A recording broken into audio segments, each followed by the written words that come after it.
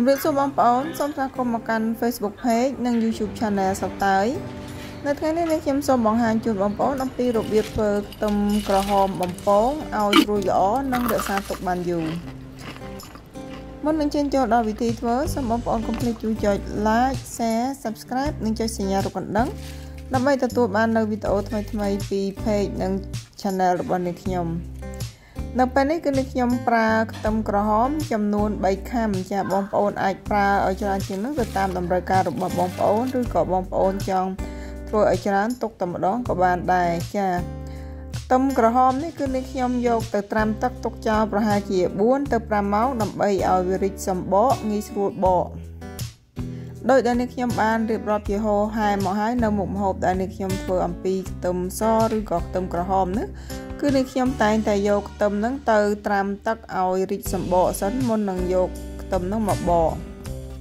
ការដែលយកខ្ទឹមទៅត្រាំនៅក្នុងទឹកហ្នឹងទី1គឺងាយស្រួលនៅក្នុងការបកសម្បកទី2គឺវានឹងមិនធ្វើឲ្យយើងហៀទឹកភ្នែកនៅពេលដែលយកខ្ទឹមទៅហាន់ស្ដើងឬក៏ចិញ្ច្រាំខ្ទឹមដែលបានបកសម្បករួចហើយគឺខ្ញុំនឹងចិតវាជាចំណិតស្ដើងដោយប្រើកាំបិតមុខពីរខ្ទឹមនេះគឺខ្ញុំប្រើខ្ទឹមខ្មែរដែលវាមើមវាតូចល្អិតចាដល់ពេលយើងយកមកចិតស្ដើងគឺវារៀងពិបាកបន្តិចនៅពេលដែលយើងចិតនឹងក៏ប៉ុន្តែចំពោះក្លិនខ្ទឹមវិញគឺឈ្ងុយជាងខ្ទឹមធំដែលនាំចូលពីបរទេសខ្ទឹមដែលបានចិតចំណិតស្ដើងរួចហើយគឺខ្ញុំនឹងយកមកប្រឡាក់ជាមួយនឹងម្សៅបំពងចាម្សៅបំពងម៉ាកនេះគឺងាយស្រួលរកនៅតាមទីផ្សារយើងធម្មតានោះគឺមានលក់ទូលំទូលាយតែម្ដងឬក៏បងប្អូនដែលចូលនៅផ្សារទំនើបគឺអាចនឹងមានម៉ាកផ្សេងពីម៉ាកហ្នឹងខ្ទឹមចំនួន3ខាំគឺខ្ញុំប្រឡាក់ជាមួយនឹងម្សៅបំពងនោះចំនួន5ស្លាបព្រាបាយច្របល់ខ្ទឹមហើយនឹងម្សៅនោះឲ្យវាសព្វចូលគ្នាបានល្អចាំលើកទៅបំពងខ្ញុំចង់បញ្ជាក់ជូនបងប្អូនត្រង់ចំណុចនេះថានៅពេលដែលយើងដាក់ខ្ទឹមប្រឡាក់ជាមួយនឹងម្សៅបំពងរួចហើយគឺយើងត្រូវតែដាក់បំពងខ្ទឹមហ្នឹងភ្លាមចាសូមកុំទុកវាយូរចោលយូរអីបើសិនជាទុកចោលយូរនោះខ្ទឹមហ្នឹងនឹងអៀចទឹកហើយវាមិនធ្វើឲ្យខ្ទឹមរបស់យើងនោះបំពងទៅបានល្អនោះទេ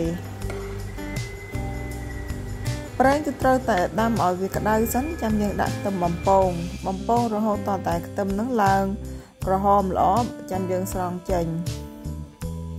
ប្រហែលជាបងប្អូនក៏មានចម្ងល់ថាចាតើខ្ទឹមក្រហមបំពងហ្នឹងយកទៅធ្វើអីបានខ្លះចាគឺវាជាគ្រឿងផ្សំមួយមុខនៅក្នុងការធ្វើម្ហូបដែរដូចជាបងប្អូនដែលចូលចិត្តញ៉ាំជាមួយនឹង oyster គឺយើងយកទៅញ៉ាំជាមួយនឹង oyster ឬក៏គ្រឿងសមុទ្រឬក៏ជាគ្រឿងផ្សំសម្រាប់ម្ហូបអាហារផ្សេងទៀតដែល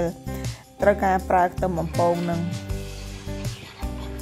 ចាខ្ទឹមដែលបានក្រហមល្អរួចហើយគឺស្រង់ចេញពីប្រេងខ្ញុំដាក់ត្រង់នៅក្នុងកន្ត្រងមួយសន្ទុះបានយកមកចាក់នៅលើក្រដាសដើម្បីឲ្យវាបឺតប្រេងម្ដងទៀតបញ្ជាក់ថាវិធីនេះគឺខ្ទឹមរបស់យើងស្រួយល្អមែនតើហើយក៏វាមិនបឺតប្រេងនោះដែរចាបងប្អូនដែលអនុវត្តតាមវិធីដែលខ្ញុំបង្ហាញជូនបងប្អូននេះខ្ញុំសូមធានាថាខ្ទឹមក្រហមរបស់យើងនោះគឺពិតជាស្រួយបានល្អហើយរក្សាទុកបានយូរមែនតើមិនងាយទុននោះទេឲ្យតែយើងរក្សាទុកនៅក្នុងប្រអប់បិទជិតឬក៏កែវឬក៏ថង់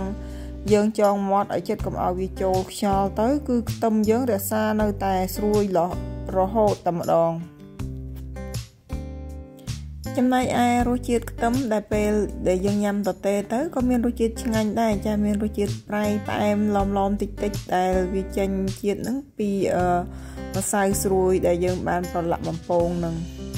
ចានេះបងប្អូនគឺរួចរាល់ហើយខ្ទឹមបំពងរបស់យើងនៅពេលនេះគឺបងប្អូនអាចរក្សាទុកនៅក្នុងកែវបិទជិតឬក៏ច្រកថង់ចងមាត់ឲ្យជិតទៅគឺវាមិនខូចហើយក៏មិនទន់នោះទេចាបងប្អូននេះខ្ទឹមដែលខ្ញុំបានធ្វើរួចហើយគឺខ្ញុំរក្សាទុកនៅក្នុងកែវនោះចំនួន1អាទិត្យកន្លងមកហើយចាឥឡូវខ្ញុំចាក់ខ្ទឹមចេញពីកែវហើយច្របាច់ខ្ទឹមឲ្យបងប្អូនមើលចាគឺថានៅតែស្រួយល្អមែនតើដូចនៅថ្មីដូចនោះដែរ ចាបើសិនជាបងប្អូនត្រូវការប្រើច្រើនបងប្អូនអាចធ្វើឲ្យច្រើនទៅ1គីឡូឬក៏2គីឡូទៅហើយយើងច្រកថងចងមាត់ឲ្យជិតទៅគឺវានៅតែល្អដដែលសូមអរគុណបងប្អូនចំពោះការតាមដានទស្សនាវីដេអូរបស់អ្នកខ្ញុំតាំងពីចំណុចចាប់ផ្ដើមរហូតដល់ទីបញ្ចប់នៅពេលនេះសូមបងប្អូនកុំភ្លេចជួយចុច like follow នៅក្នុង Facebook page និងនៅក្នុង YouTube Channel សូមកុំភ្លេចជួយចុច